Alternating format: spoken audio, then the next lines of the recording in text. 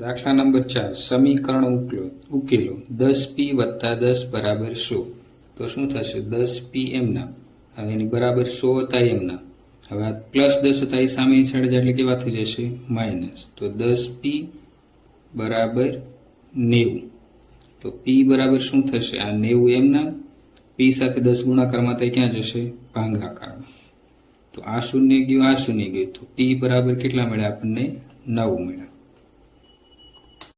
બીજો દાખલો 11x + 11 બરાબર 77 હવે 11x સાથે +11 થાય સામેની સાઈડ જાય એટલે માઈનસ તો 11x બરાબર 77 - 11 77 માંથી 11 બાદ કરો એટલે 66 હવે x સાથે 11 ગુણાકારમાં એ ક્યાં જશે ભાગાકારમાં તો અહીં આપણે x બરાબર 66 ના ભાગ્યા 11 તો 11 × 6 66 તો x બરાબર કેટલા મળશે 6। ત્રીજો દાખલો 10p બરાબર 100 હવે p હારે 10 ગુણાકારમાં એ ક્યાં જશે ભાગાકારમાં તો p બરાબર 100 ના છેદમાં 10 આ શૂન્ય ગયું તો p બરાબર 10। ચોથો દાખલો 3p છેદમાં 4 બરાબર 6 હવે 4 અહીંયા ભાગાકારમાં અહીંયા સામે જાય એટલે ગુણાકારમાં થાય તો 3p બરાબર 6 × 4 હવે p સાથે 3 શેમાં છે ગુણાકારમાં એ ક્યાં જશે ભાગાકારમાં હવે 6 × 4 છેદમાં 3 તો 6 ની જગ્યાએ 3 × 2 તો આ 3 ગયા આ 3 થાય તો 2 ચોક 8 તો p બરાબર 8। પાંચમો દાખલો 3h + 12 બરાબર 0 તો 3s બરાબર આ +12 સામે જાય એટલે માઈનસ તો s બરાબર -12 એ સાથે 3 ગુણાકારમાં એ ભાગાકારમાં તો અહીંયા 3 ચોક 12 તો 3 3 ઉડી ગયા તો s બરાબર -4। છઠ્ઠો દાખલો 7n + 3 બરાબર 31 હવે +3 સામે જાય એટલે માઈનસ થાય તો 31 માંથી 3 આવે એટલે કેટલા વધશે 28 તો 7n બરાબર 28 n સાથે 7 ગુણાકારમાં એ ક્યાં જશે ભાગાકારમાં તો 28 ની જગ્યાએ 7 ચોક 28 તો 7 7 ગયા તો n બરાબર કેટલા મળ્યા આપણને 4। સાતમો દાખલો 2q + 6 બરાબર 0 તો 2q એમના આ પ્લસ સામેની સાઈડ જાય એટલે માઈનસ q સાથે 2 ગુણાકારમાં એ ભાગાકારમાં તો q બરાબર -6 છેદમાં 2 તો આની જગ્યાએ 3 × 2 લખી શક્યું તો 2 2 ગયા એટલે કેટલા વધ્યા 3 પણ આ માઈનસ નિશાની તો q બરાબર -3। આઠમો દાખલો -m છેદમાં 12 બરાબર 2 હવે આ 12 છે એ ભાગાકારમાં એ ક્યાં જશે 2 હારે ગુણાકારમાં તો -m બરાબર 2 × 12 તો 12 દૂ 24 હવે m ની નિશાની સામેની સાઈડ જાય તો m બરાબર શું થાય -24। દાખલા નંબર 9 -p ના છેદમાં 3 બરાબર 5 3 સાથે ભાગાકારમાં p સાથે 3 ભાગાકારમાં એ ક્યાં જશે ગુણાકારમાં તો -p બરાબર 5 × 3 અથવા 3 × 5 તો 3 × 5 = 15 અને p સાથે જે માઇનસ નિશાન હતી એ સામે જાય એટલે p બરાબર -15। દાખલા નંબર 10 25q + 3 બરાબર 103 હવે આ +3 સામેની સાઈડ થાય એટલે માઈનસ તો 25q બરાબર 103 માંથી 3 બાદ કરો એટલે કેટલા વધ્યા 100 હવે q સાથે 25 ગુણાકારમાં એ ક્યાં જશે ભાગાકારમાં તો q બરાબર 100 છેદમાં 25 તો અહીં શું લખશું આપણે 25 × 4 તો 25 25 વયા ગયા તો q બરાબર શું મળ્યા 4 મળ્યા। પાંચમો દાખલો ત્રિકોણ ABC માં ખૂણો C કાટખૂણો છે જો AB બરાબર 25 AC બરાબર 7 સેમી તો BC શોધો। હવે આપણે ખૂણો C કાટખૂણો એટલે આપણે કાટકોણ ત્રિકોણ દઈ દીધો અને આને કાટખૂણો કરી દીધો AC બરાબર 7 લખ્યા AB બરાબર 25 લખ્યા તો AC એટલે આ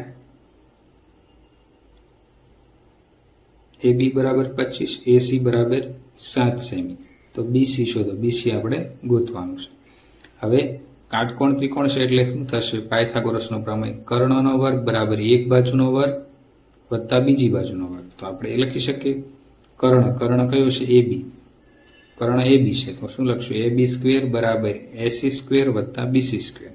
AB નું માપ 25 આપ્યું એટલે 25 નો વર્ગ બરાબર 7 નો વર્ગ વત્તા BC²। 25 નો વર્ગ 625 7 નો વર્ગ 49। હવે શું થશે આ 49 પ્લસ છે આ બાજુ આવે એટલે માઈનસ તો 625 - 49 બરાબર BC²। 625 માંથી 49 કાઢો એટલે 577 577 નું વર્ગમૂળ કાઢો તમને શું મળે 24 તો BC ની કિંમત આપણે કેટલી મળી 24। દાખલા નંબર 6 ત્રિકોણની બે બાજુની લંબાઈ 12 અને 15 સેમી છે. ત્રીજી બાજુની લંબાઈ કયા બે માપની વચ્ચે આવવી જોઈએ? હવે જો ત્રિકોણની બે બાજુનો સરવાળો કરો તો ત્રીજી બાજુ કરતાં કેવો હોવો જોઈએ? ઓછો અથવા નાનો હોવો જોઈએ. હવે બે બાજુનો આપણે સરવાળો કરી 12 + 15 તો કેટલો થયો? 27. રેડી? તો હવે આનો 27 કરતાં ત્રીજી બાજુનું માપ નાનું જોવું જોઈએ. હવે બીજી એક શરત શું છે કે બે બાજુના તફાવતથી ત્રીજી બાજુ કેવી હોવી જોઈએ? મોટી. નાની નહીં, એની શું હોવી જોઈએ? વધારે હોવી જોઈએ. વધારે, નાની ના હોવી જોઈએ. નાની ના હોવી જોઈએ એટલે એની કરતાં વધારે. તો 15 માંથી 12 કાઢશો તો 3 મળી જાય આપણે માપ આપ્યા હતા. તો આપણે શું લખી શકીએ? ત્રિકોણની ત્રીજી બાજુ 3 સેમી અને 27 સેમીની વચ્ચે હોવી જોઈએ. એટલે કે 3 થી વધારે અને 27 કરતાં ઓછી. વિભાગ સી નો 7મો દાખલો. એક ચોરસની લંબાઈ x છે તો તેના વિકર્ણની લંબાઈ શોધો. આપણે પહેલા ચોરસ દોરી નાખ્યું a b c d અને દરેક બાજુનું માપ x થશે. શું કામ? એમાં બધી બાજુ સમાન હોય. હવે અહીંયા તમે જુઓ તો કાટકોણ ત્રિકોણ બને a b અને c. આ શું બન્યો? કાટકોણ ત્રિકોણ. અહીંયા શું બને? કાટકોણ. કાટકોણ ત્રિકોણ abc રચાય. તેથી કર્ણનો વર્ગ ac નો વર્ગ બરાબર ab નો વર્ગ વત્તા bc નો વર્ગ એ લખ્યું આપણે. હવે દરેકનું માપ આપણે શું આપ્યું છે? x આપ્યું છે.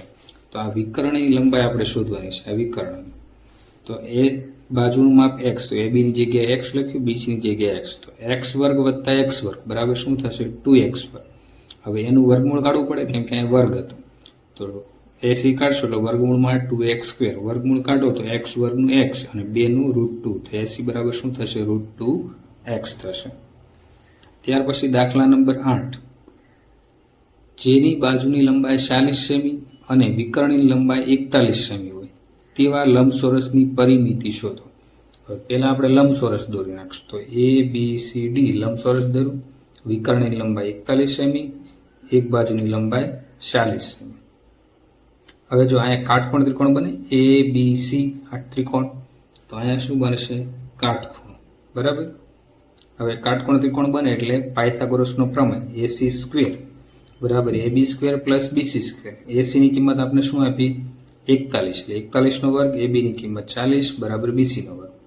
તો 41 નો 1681 - 16 બરાબર bc². હવે આ બેની બાદબાકી કરો એટલે 81 મળે. 81 નું તમે વર્ગમૂળ કરો તો શું મળે? 9. તો bc ની લંબાઈ આપણે કેટલી મળી? 9 સેમી. bc બરાબર આપણે શું મળ્યું? 9 સેમી. રેડી? તો હવે લંબાઈ 40 અને પહોળાઈ 9. તો આ બંને મળી ગયું. હવે લંબચોરસની પરિમિતિનું સૂત્ર શું છે? 2 ગુણ્યા કૌંસમાં લંબાઈ વત્તા પહોળાઈ. હવે 2 ગુણ્યા લંબાઈ કેટલી છે? 9 આપણને મળી. પહોળાઈ 40. હવે 40 + 9 એટલે 49. તો આ બેનો ગુણાકાર શું થશે? 98 સેમી².